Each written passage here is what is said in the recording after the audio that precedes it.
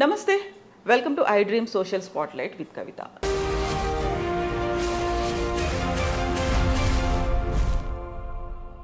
దేశంలో అస్థిరత, రాజకీయ సంక్షోభం, అల్లర్లు, దీని తర్వాత అధికార మార్పిడిలు ఇవన్నీ వరుసగా మన చుట్టుపక్కల ఉన్నటువంటి దేశాల్లో కనిపిస్తున్నాయి. నేపాల్, శ్రీలంక, బంగ్లాదేశ్. ఎఫెక్ట్ భారతదేశం మీద ఎలా ఉండబోతోంది? ప్రపంచ దేశాల్లో ఎందుకని ఇలాంటి పరిస్థితి ఈ మధ్య కాలంలో తరచుగా కనిపిస్తోంది? మనతో పాటుగా ఉన్నారు foundation for democratic reforms founder doctor Jayaprakash Narayan garu. Hello sir, నమస్తే. గుడ్ నమస్తే కవిత. సార్, ఈ మధ్య కాలంలో ఇలాంటి ఇన్సిడెంట్స్ అనేది తరచుగా కనిపిస్తున్నాయి. అందులో ఎక్కువగా ముందు పాత్ర కీలకంగా కనిపిస్తోంది యువత. దాన్ని మనం మిలిటరీ అంటున్నామా, లేకుంటే రాజకీయంగా ఒక సంక్షోభం అంటున్నామా? ఎందుకని ఇలాంటి పరిస్థితులు కనిపిస్తున్నాయి సార్? మీరు అన్నట్టుగా కవిత, మనకి ఉపఖండంలోనే కాదు, బ్రిటన్ లాంటి దేశం చాలా నాగరిక దేశం, మనకంటే చాలా ముందుంది, మన చాలా కాలం పాలించిన దేశం. అక్కడ చూడండి, వారం 10 రోజులు మన మత కల్లోలాల స్థాయిలో అక్కడ రైట్స్ జరిగినాయి, కొన్ని డజన్ల స్థలాలు. అంటే ఏమవుతుందంటే ప్రపంచమంతా కూడా 3 జరుగుతున్నాయి. వాలటిలిటీ అంటే ఓపిక నశించిపోతుంది. చాలా తేలిగ్గా ప్రతి విషయానికి ఆ సమాజాలు, ముఖ్యంగా యువత కొన్ని వర్గాలు విపరీతంగా స్పందిస్తున్నాయి. పూర్వంలాగా నింపది కొంచెం ఆగుదాంలే, చూద్దాంలే అని చెప్పిన కాకుండా అర్జెంటుగా ఇప్పుడు అయిపోవాలని చెప్పిన భావం కనిపిస్తుంది. రెండోది, కమ్యూనికేషన్లు ఎంత వేగంగా పెరిగిపోయినాయంటే, శ్రీలంకలో ఏం జరిగిందో మనకి బంగ్లాదేశ్లో తెలుసు, ఇండియాలో తెలుసు. శ్రీలంకలో రాష్ట్రపతి నిలయానికి వెళ్ళి అక్కడంతా లూటీ చేసి గందరగోళం చేశారు. అదే పనిని బంగ్లాదేశ్లో ఢాకాలో ప్రధానమంత్రి ఇంటికి వెళ్ళి చేశారు. ఒకరి నుంచి ఒకరు నేర్చుకుంటున్నాం. శరవేగంగా పూర్వం ఏమైందంటే ఇన్ఫర్మేషన్ వెళ్ళేది కాదు. ఇందిరాగాంధీ దారుణంగా హత్య చేస్తే ఆవిడ ఉదయం 7 గంటలకు 8 గంటలకు ఆవిడ హత్య చేశారు. రాత్రి 8 గంటల దాకా ఆ దేశంలో ఎవరికి తెలియదు. దేశ ప్రధానమంత్రిని దారుణంగా హత్య చేస్తే దేశ ప్రజలకు రాత్రి 8 గంటల దాకా తెలియదు.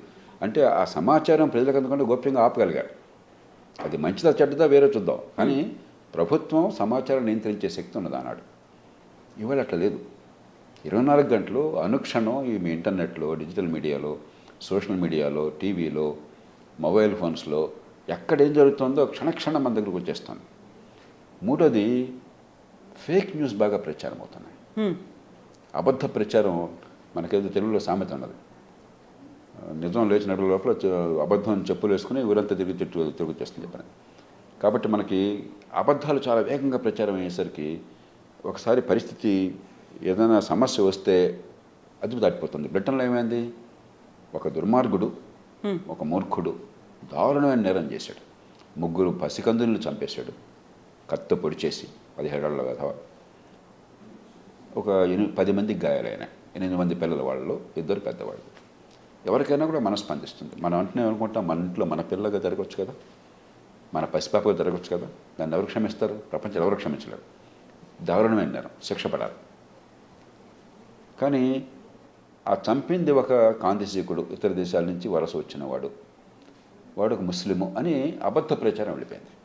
అప్పటికే సమాజంలో ఈ కాంతిశీకులు అందులో ఇల్లీగల్ ఇమిగ్రెంట్స్, అనుమతి పత్రాలు వీసాలు వస్తే వేరు, అది లేకుండా మేము భూమిలో చొరబడిపోతాము, ఆక్రమణలాగా వచ్చేస్తాము, బోట్లలో వస్తాము, లేకపోతే సరిహద్దు దాటి వచ్చేస్తామని చెప్పంటే ఏ సమాజం కూడా ఊరుకోదు. ఇప్పటికే బ్రిటన్లో కానీ చాలా దేశాల్లో కానీ ఇమిగ్రెంట్స్ వచ్చేసి, ఇతర దేశాల నుంచి వలస వచ్చేసి మా కడుపు కొట్టేస్తున్నారు, మా సమాజాన్ని అల్లకల్లోలం చేస్తున్నారు భావన. అందులో ఇస్లామిక్ మతం నుంచి వచ్చిన వాళ్ళు కొంతమంది, పాపం చాలామందికి ఏం ఇబ్బంది ఉండదు, కానీ ఉగ్రవాదం కారణంగా ఉగ్రవాదంతో వీళ్ళంతా నిరాకత్త అయినారు, వీళ్ళంతా ఉగ్రవాదం పనులు చేస్తున్నారు అని చెప్పి నా భావం బాగా బలంగా ఉంది. దాంతో వ్యతిరేకత ఉన్నది. ఎప్పుడైతే అబద్ధ ప్రచారం జరిగిందో ఇంకా ప్రభుత్వం ఆపలేకపోయింది. కాబట్టి ఈవేళ మనం నేర్చుకోవాల్సింది ఏంటంటే, ఒక 30-40 ఏళ్ల క్రితంలాగా సమాజాలని ప్రభుత్వాలు అదుపు చేసే శక్తి చాలా తగ్గిపోయింది. మీరు చాలా కర్కశంగా, క్రూరంగా దమననీతి ప్రయోగించి లేస్తే తలకాయ తీసేస్తానన్న భయాన్ని కలగజేస్తే అది వేరే విషయం. అలా సమాజాలు ఉండలేవు. ఎంతో కొంత ప్రజాస్వామ్యం ఉన్నప్పుడు, లేకపోతే సమాచారం అందరికి అందుతున్నప్పుడు, ఎంతో కొంత స్వేచ్ఛ ఉన్నప్పుడు మీరు బలప్రయోగంతోనే ఎల్లకాలం మీరు శాంతిని కాపాడలేరు, సమాజాన్ని అదుపు చేయలేరు. విల్లింగ్ కన్సెంట్ అని చెప్పంటాం. అంటే సమాజంలో అత్యధికులు మీరు చేసిన ప్రతి నిర్ణయాన్ని ఆమోదించకపోయినా కూడా మీకు నిర్ణయం చేసే అధికారం ఉంది అని ప్రభుత్వాన్ని నమ్మాలి, అధికార యంత్రాంగాన్ని నమ్మాలి, విశ్వసించాలి. అప్పుడు మనం సమాజంలో శాంతి భద్రతలను కాపాడగలుగుతాం. కానీ కేవలం చట్టం ద్వారా, తుపాకుల ద్వారా మాత్రమే అంటే సాధ్యం కాదు. కొన్ని సందర్భాల్లో చట్టము తుపాకులు అవసరం, కానీ అదొక్కటే ఆయుధం అయితే ప్రభుత్వాలకు అది సాధ్యం కాదు. బ్రిటన్లో ఏమైంది, ఎప్పుడైతే ఎన్నికైన ప్రభుత్వం మీద నమ్మకం ఉన్నదో అన్ని పార్టీలకి, అందులో కీర్ స్టామర్ అతివాది కాదు, ఆయన ఒక మధ్య మార్గం అనుసరించే మనిషి, ఒక నాయకుడుగా. మరి ప్రభుత్వం నిష్పాక్షంగా పనిచేస్తున్న నమ్మకం ఎప్పుడైతే ఉందో తీవ్రంగా కల్లోలాలు జరిగినా కూడా అదుపు చేయగలిగారు. ప్రతిపక్షాలు కలిసి వచ్చినాయి. అక్కడ అధికార పక్షం ఒక మాట అంటే ప్రతిపక్షం ఇంకో మాట అనలా. ఈ విషయంలో అందరం ఒకటే, శాంతి కావాలా, అక్కడ దుర్మార్గానికి పాల్పడడానికి కఠినంగా శిక్షించాలా, దాడులు చేసిన వాళ్ళ మీద చర్యలు తీసుకోవాలని చెప్పి అందరూ మూకమ్మడిగా కోరారు. ప్రజల్ని రెచ్చగొట్టలేదు. మొదలైంది 10 రోజుల క్రితం. 10 రోజుల్లో 700 మందిని అరెస్ట్ చేశారు, డజన్ల మందికి శిక్షలు పడుతున్నాయి. 10 రోజులు కల్లోలాలు మొదలై 10 రోజుల క్రితం.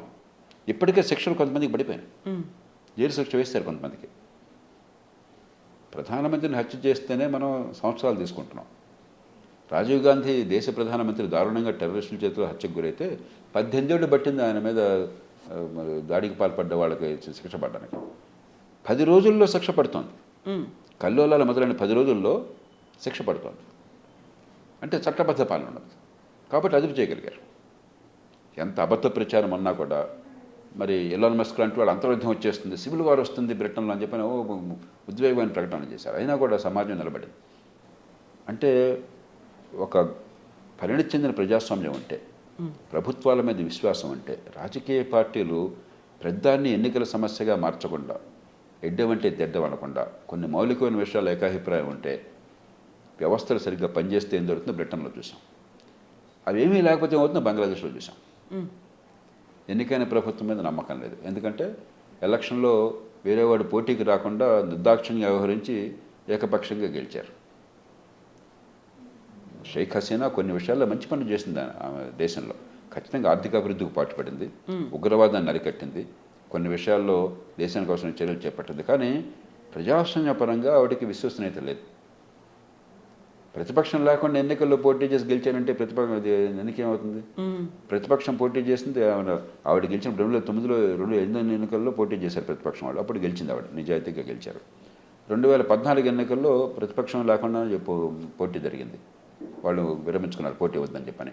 2019లో ప్రతిపక్షం పోటీ చేసింది కానీ బాగా రిగ్గింగ్ చేశారు, వాళ్ళకి 8 సీట్లు వచ్చినాయి అంతే, 320 సీట్లలో. మళ్ళీ 2024లో వాళ్ళు మళ్ళీ పోటీ చేయలేదు, అంటే ఏకపక్షంగా అయిపోయింది. ప్రజాస్వామ్యం నమ్మకం లేదు, ప్రత్యర్థులను జైలులో పెట్టారు. కాబట్టి మీకు ఎప్పుడైతే విశ్వసనీయత లేదో, ప్రజల సమ్మతితో అధికారంలో అన్న భావం లేదో, ఏదో ఒకటి చిలికి గాలివాలు అవుతుంది.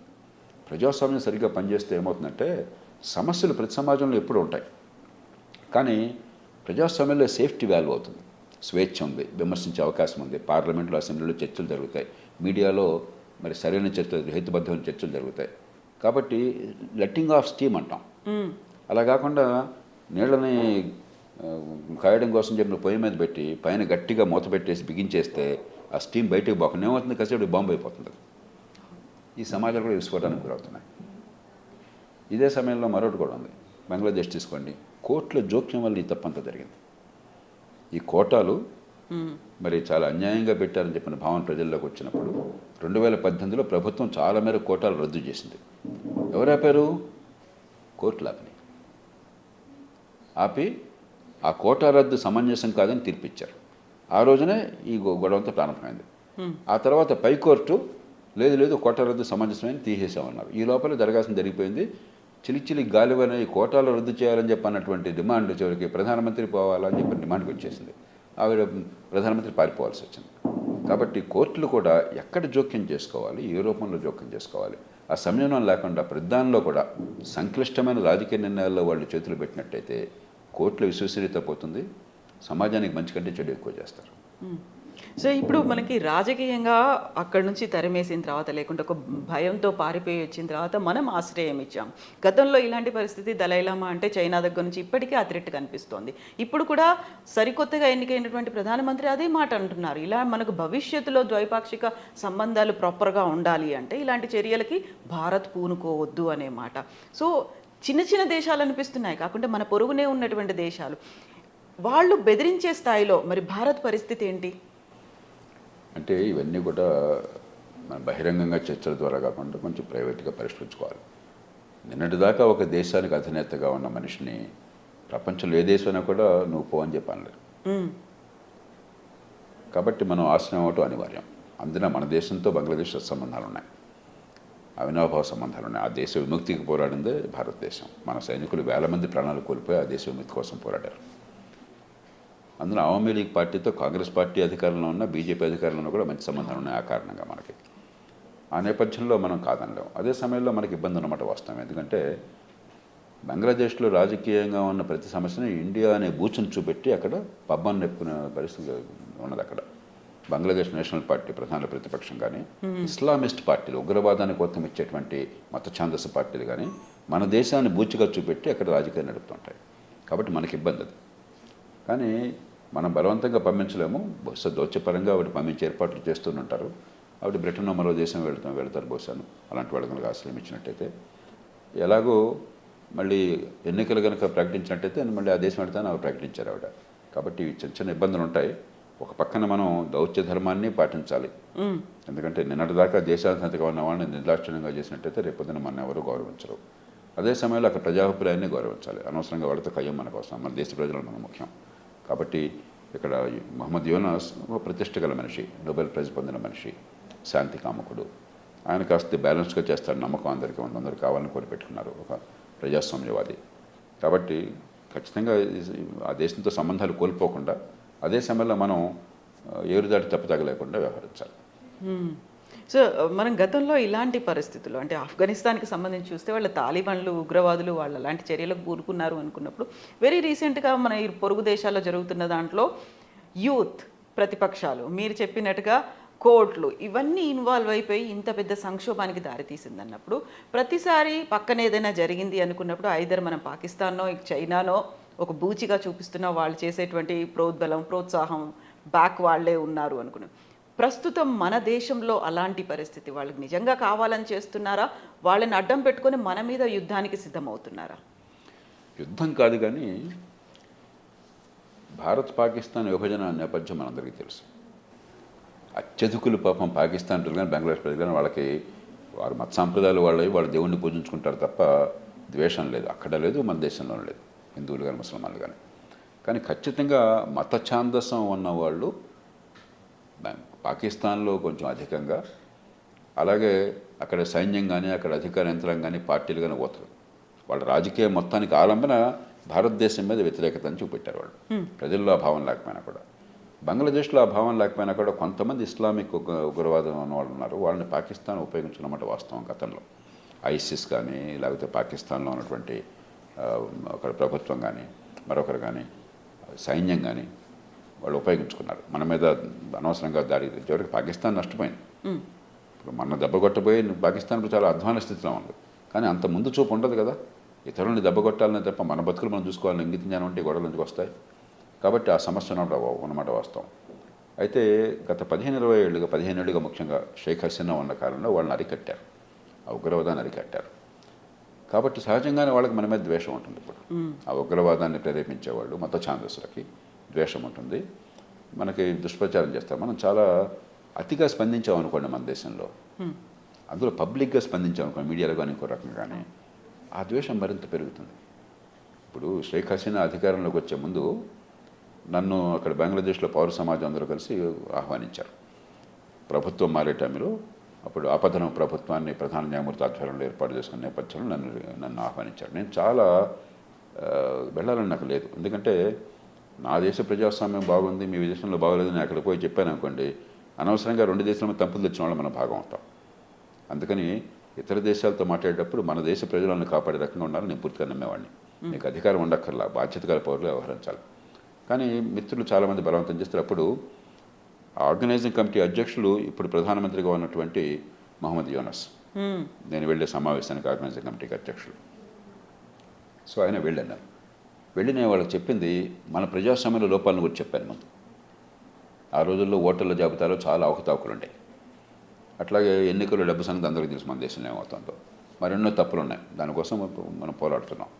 ముందు వీటిని గురించి నేను మాట్లాడాను. ఒక ప్రజాస్వామ్యం ఎంత కష్టం అని చెప్తూ, వాళ్ళంతా మీ దేశంలో ప్రజాస్వామ్యం అద్భుతం అనుకున్నాం మేము, మరి ఏమని చెప్తున్నారంటే మీరు ఇన్ని మేము లూప్ ఒకటే. హోల్స్ ఉన్నాయా?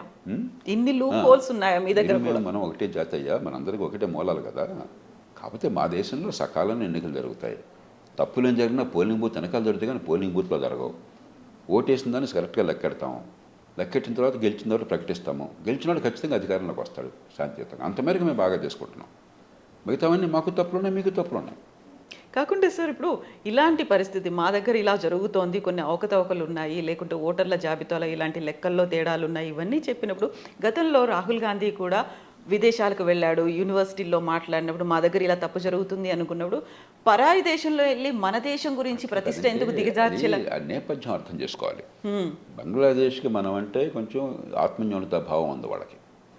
వీళ్ళ ప్రజాస్వామ్యం బాగుంది, వీళ్ళకి అంతా సంస్థలు పనిచేస్తున్నాయి. మన దేశంలో సైనిక నియంతృత్వము, అధికారంలో ఉన్న వాడిని రిగ్గింగ్ చేయడము, కాబట్టి ప్రత్యేకంగా ఆపద్ధర్మ ప్రభుత్వాన్ని ఏర్పాటు చేసిన అవసరం రావడం వచ్చిందని చెప్పి వాళ్ళు బాధపడకున్నది. ఆ నేపథ్యంలో మనం పోయి మీకంటే మేము ఉన్నతులం అన్న భాష వాడితే ఇంకా దూరం పెరుగుతుంది. కాబట్టి తప్పులు అన్ని చోట్ల ఉన్నాయ్యా, కానీ పరిష్కారాలు ఉన్నాయి. కొన్ని మేము బాగా చేస్తున్నాం, మరి కొన్ని చేయాలి, మీరు కూడా చేసుకోగలరని చెప్తే అది మనం కించపరచడం కాదు, మన సంబంధాలు పెంచడం. అదే అమెరికా పోయి మన దేశం వచ్చి మా అవమానకరంగా మాట్లాడాను అనుకోండి, బ్రిటన్ పోయి ఖచ్చితంగా తప్ప. అలాగే అబద్ధం ఆడక్కర్లా. నేను ఆ దేశాల్లో కూడా నిజంగా చెప్తాను. అదే సమయంలో మన బలం ఏంటో వర్ణిస్తాను. నేను హార్వర్డ్ యూనివర్సిటీకి వెళ్ళాను, స్టాన్ఫర్డ్కి వెళ్ళాను, ప్రిన్స్టన్కి వెళ్ళాను, ఇతర యూనివర్సిటీలకు వెళ్ళాను, యూనివర్సిటీ పెన్సిల్వేనియాకి వెళ్ళాను, ఎంఐటీకి వెళ్ళాను. ఎక్కడికి వెళ్ళినా కూడా ప్రపంచంలో నేను మన దేశంలో ఉన్న లోపాలు నిర్మాణం చెప్తాను, నాకు భయం లేదు. కానీ మన దేశంలో ఉన్న బలాలు కూడా చెప్తాను. ఇంత భేద దేశం, అక్షరజ్ఞానం లేని దేశం, ఇన్ని భాషల్ని, ఇన్ని కులాలని, ఇన్ని వర్గాలని, ఇన్ని మతాలని సమన్వయం చేసుకుని శాంతిని, రాజ్యాంగ విలువల్ని కాపాడడం ఒక అద్భుతమైన మహత్తర విజయం. అది 22 భాషలు ఉన్న దేశం. ప్రపంచంలో ఇంకో దేశాన్ని 3 భాషలు అంటే తన్నుకుంటున్నారు, 2 భాషలు అంటే తన్నుకుంటున్నారు. 22 భాషలు, ఏ రకమైన గొడవలు లేకుండా మేము కలిసి ఉండగలుగుతున్నాం. 550 స్వతంత్ర రాజ్యాలు ఉన్నాయి. తుపాకీ పేల్చకుండా ఒక హైదరాబాద్ సంస్థానానికి తప్ప ఇక్కడికో కొద్దిపాటి తుపాకీ పేరు 6 చచ్చిపోయారు అంతే.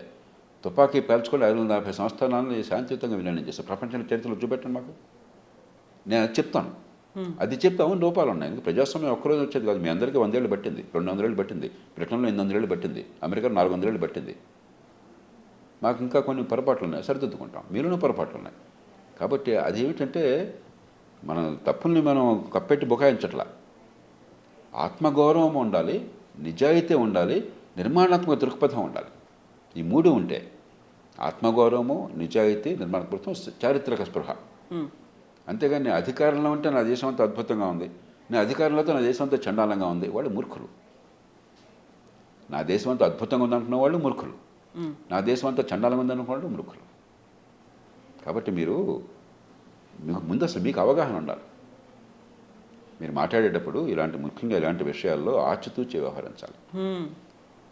మీకు డెప్త్ ఉండాలి, మీకు చరిత్ర తెలియాలి, ప్రజాస్వామ్యం తెలియాలి, ప్రపంచ విందత్వం తెలియాలి, మీకు ఆత్మవిశ్వాసం ఉండాలి, మన దేశం పట్ల ఆత్మగౌరవం ఉండాలి, అదే సమయంలో నిజాయితీ ఉండాలి, ఇది మార్చాలన్న తపన ఉండాలి, తప్పులు జరిగితే చారిత్రక దృక్పథం ఉండాలి. అవి ఉన్నప్పుడు ఆ వచ్చే బ్యాలెన్స్ వేరు. అది లేకుండా నేను ప్రతిపక్షంలో ఉన్నాను కాబట్టి నా దేశం అంతా చండాలంగా ఉందని బయటకు వెళ్ళి మాట్లాడితే అంతకంటే మూర్ఖత్వం ఉందా? ఏ రకంగా చండాలం? అమెరికాలో డొనాల్డ్ ట్రంప్ రాష్ట్రపతి అయినాడు, ఎన్నికల్లో ఓడిపోయిన గెలిచాడని బుకాయించి అమెరికన్ కాంగ్రెస్ మీద దాడికి ప్రేరేపించాడు. ఏనాడు నా దేశంలో జరగలేదే. కాబట్టి ఆత్మగౌరవం కూడా ఉండాలి మనకెవరో పాఠాలు చెప్పక్కర్లా. నా దేశంలో పొరపాటు సర్దిద్దుకోవడానికి నేను చేసే పోరాటం ఆత్మగౌరవంతో, ఆత్మవిశ్వాసంతో కూడింది కావాలి, కానీ ఆత్మన్యూనతతో బానిసగా ఉండాల్సిన అవసరం లేదు. అప్పుడు ఈ ఇబ్బందులు రావు. అలా కాకుండా వెకిలి చేష్టలు ఉన్నట్టయితే, లోతు లేకుండా ఉన్నట్టయితే, మనలో పరిణితి లేనటువంటి చర్చ, పరిణితి లేని ఆలోచన అయినట్టయితే దేశాన్ని బదనాం చేసిన వాళ్ళు అవుతాము, వ్యక్తులుగాను చిన్నబోతారు. సార్, ఇలాంటి గొడవల వెనకాల మన పొరుగు దేశాల్లో జరుగుతున్నటువంటి అల్లర్లు, సంక్షోభం వెనకాల పాకిస్తాన్ ఉంది, చైనా ఉంది, మన దేశం మీద దెబ్బతీసేటువంటి కుట్ర జరుగుతుంది. నిజమే అంటారా? ఎందుకు ఈ వాదనలు వినిపిస్తున్నాయి? అనుకోని ఏంటంటే ముందు ఒకటి అర్థం చేసుకోవాలి. ఇంగ్లీష్లో ఒక సామెత ఉన్నది, మిత్రులను ఎవరినైనా మనం ఎంచుకోవచ్చు, పొరుగు వాళ్ళని ఎంచుకోలేము. పొరుగు వాళ్ళు ఉన్నారు అక్కడ. ఇప్పుడు మీరు చెప్పేది నిజం అనుకుందాం. బంగ్లాదేశ్ ఎక్కడికో దూరం వెళ్ళిపోదుగా, అవును, మధ్యలో సముద్రం రాదుగా, చైనా దూరం వెళ్ళిపోదుగా. మనం 5,000 సంవత్సరాలు కలిసి బతికాం. అంతా భగవంతుడుంటే ఆయన మేలు చేస్తే 5,000 10,000 సంవత్సరాలు కలిసి బతకాలిగా మనం, తప్పదు కదా. కాబట్టి పొరుగునున్న దేశాలను గురించి మనం వాళ్ళు మన మీద కానీ మనం వాళ్ళ మీద కానీ లేని ద్వేషాన్ని పెంచుకుని స్పర్ధను పెంచుకోవడం మంచిది కాదు. అదే సమయంలో పోటీ ఉంటుంది, కొన్ని గిల్లికజ్జాలు ఉంటాయి. వాటిని మనం మన ప్రయోజనాలు మనం కాపాడుకుంటూనే అనవసరం దుర్భాషలు వాళ్ళు ఆడినా మనం ఆడినా మంచిది కాదు. చాలా సంయమనాన్ని పాటించాలి. మానవత్వాన్ని వాళ్ళు చూపెట్టాలి, మనం చూపెట్టాలి. రెండోది, ఆ సమాజంలో కల్లోలం, ఆ రాజకీయ వ్యవస్థలో సమాజంలో లేకుండా బయట వాళ్ళు ఏం చేయలేరు, దాన్ని ఉపయోగించుకుంటారు. ఆ దేశాలు కూడా ఒక దేశం అంటూ ఉండదు. మళ్ళీ దేశంలో ఈ సంస్థ ఒక రకంగా పనిచేస్తుంది, పాకిస్తాన్లో వాళ్ళ ఆర్మీకి చెందిన ఐఎస్ఎస్ ఒక రకంగా పనిచేస్తుంది, ఐఎస్ఐ కాబోలు, ఇంటర్ సర్వీసెస్, మర్చిపోయింది దాని పేరు. అమెరికాలో సిఐఏ కానీ ఇంకోటి కానీ ఒక రకంగా పనిచేస్తుంది, ఇంటర్పోల్. లేకపోతే అమెరికన్ కాంగ్రెస్లో ఒక వర్గం ఒక రకంగా పనిచేస్తుంది, వైట్ హౌస్ ఇంకో రకంగా పనిచేస్తుంది. దేశంలో కూడా సంక్లిష్టమైన దేశాల్లో రకరకాల ప్రెషర్ గ్రూప్స్ ఉంటాయి. కాబట్టి మనం ఆ దేశం మొత్తం ఘాటుని కట్టుకోకుండా దాన్ని ఏ రకంగా నిరపరితనంతో ఎదుర్కోవాలో మనం నేర్చుకోవాలి. ప్రతిదానికి మనం పాకిస్తాన్ ఇప్పుడు ఖచ్చితంగా సమయం సందర్భం వస్తే మనం కొంచెం చికాకు పెట్టే అవకాశం అంటే చైనా గిల్లే ప్రయత్నం చేస్తుంది. ఎందుకంటే మనం చైనాకు సమానంగా వాళ్ళని ఉళ్ళురుతున్నాం, వాళ్ళు వీరు పోటీకి రాకూడదని వాడు కోరుకుంటున్నాడు. కాబట్టి మనం లౌక్యంగా ప్రయోజనాలను కాపాడుకోవాలి, కానీ ప్రతిదానికి దుర్భాషలాడి ద్వేషాన్ని పెంచుకుంటే ఉపయోగం లేదు. అది మన బంగ్లాదేశ్ సంబంధాలు దెబ్బతింటాయి దీర్ఘకాలంలో, మిగతా దేశాలతో సంబంధాలు మెరుగుపడవు. అంచేత మనం చాలా పరిణతి వ్యవహరించాలి. మన మాట కంటే చేత ఎక్కువ ఉండాలి. వీరున్నంత మేరకు మనకు చెప్తారు, గ్లౌస్ చాలా సాఫ్ట్గా ఉండాలి, లోపల పిడికిలు చాలా బలంగా ఉండాలి. అవును. అంతేగాని తొందరపడి అతిగా మాట్లాడడం మంచిది కాదు. వీరున్నంత మేరకు సౌహృద్భావం ఉండాలి. ఈవేళ అమెరికా లాంటి దేశం కూడా చిన్న చిన్న దేశాలు ఎదురు తిరిగినా కూడా ఏం చేయలేకపోతుంది. ఏం చేయగలం మనం? సహజీవనం చేయడం అనివార్యం. మనం పోయి పూర్వకాలంలాగా దండయాత్రలు చేసి ఇతర దేశాలను ఆక్రమించుకునేది ప్రపంచం కాదు. దాన్ని ప్రపంచం వరకు క్షమించరు. కాబట్టి మనం చాలా జాతీయ భావం కూడా, మన జాతి ప్రయోజనాలు, మన ప్రజల ప్రయోజనాలని సరిగ్గా మనం అర్థం చేసుకోవాలి. దాన్ని కాపాడడం కోసం చెప్పిన చాలా మెళుకువతో, చాలా పరిణతితో మనం మాట్లాడాలి, చేతులు ఉండాలి. తొందరపాటుగా దేశభక్తి ఉందనుకుని, ఆ దేశభక్తి కాదు, అది తొందరపాటు. అదే పనిగా మనం కనుక వాచ్యాలతో చూపెట్టినట్టయితే దూరం పెరిగిపోతుంది.